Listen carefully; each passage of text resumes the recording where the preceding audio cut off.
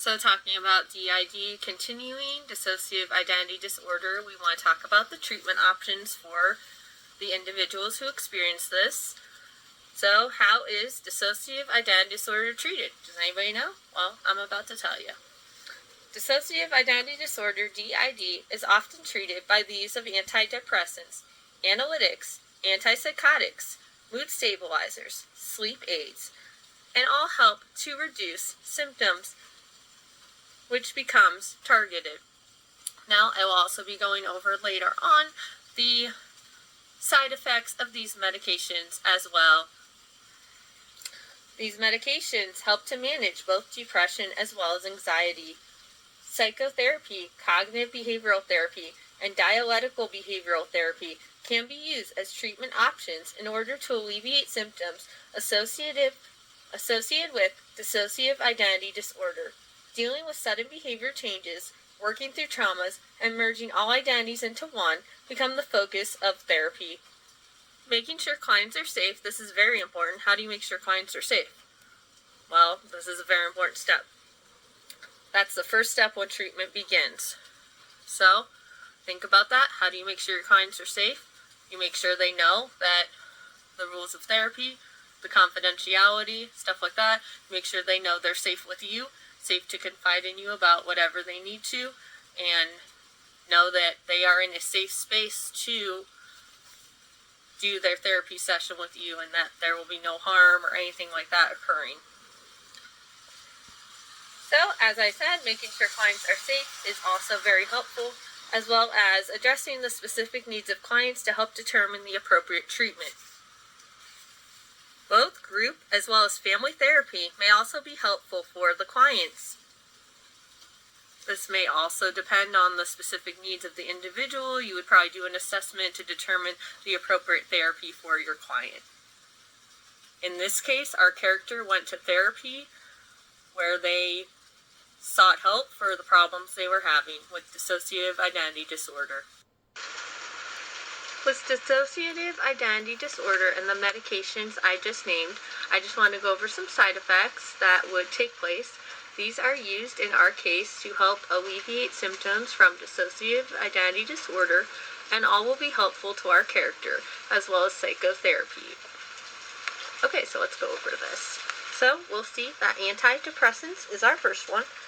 There are many different types of antidepressants, but the side effects are nausea, vomiting, diarrhea, headaches, as well as weight gain. So that's another one that some people may not know. Insomnia or drowsiness, that is one.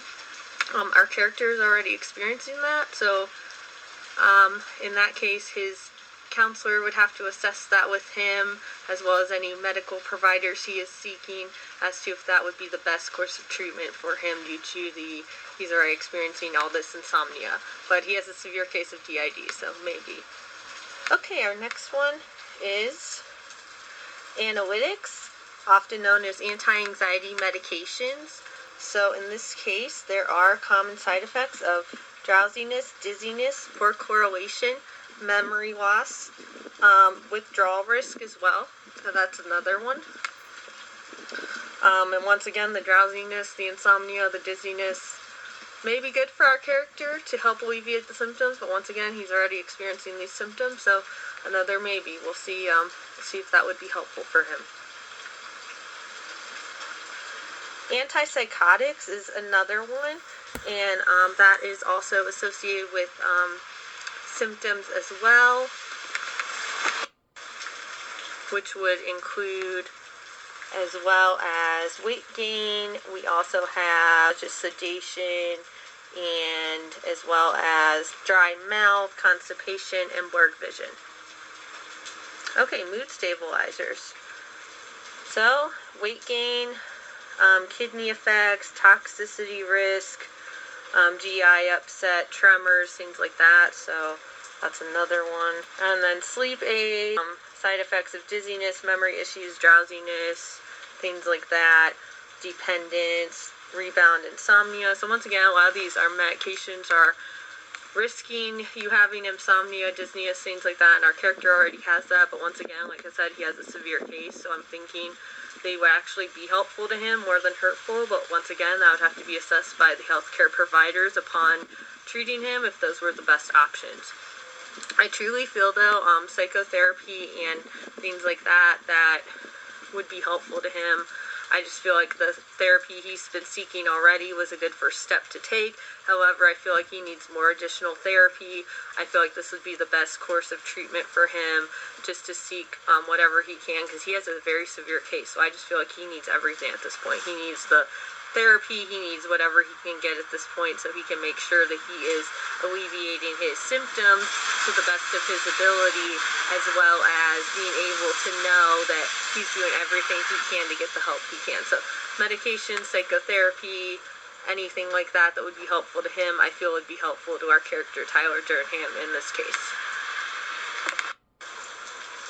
If we consider any alternate treatments for our character Tyler, it would just be more of a, just based on the assessment we've been given, based on the therapy we've already been doing. Like I said, it's very severe, so I feel like he definitely could use all the help he could get at this point to make sure he stays at a healthy level for dissociative identity disorder, because right now it's very unhealthy, it's very severe. He's in his head, he has dissociative identity disorder, and he's just all over the place. He doesn't know what's going on. He doesn't know what's real and what's not. And he created this alternate person of himself, and that is the person that we see in the movie with him a lot.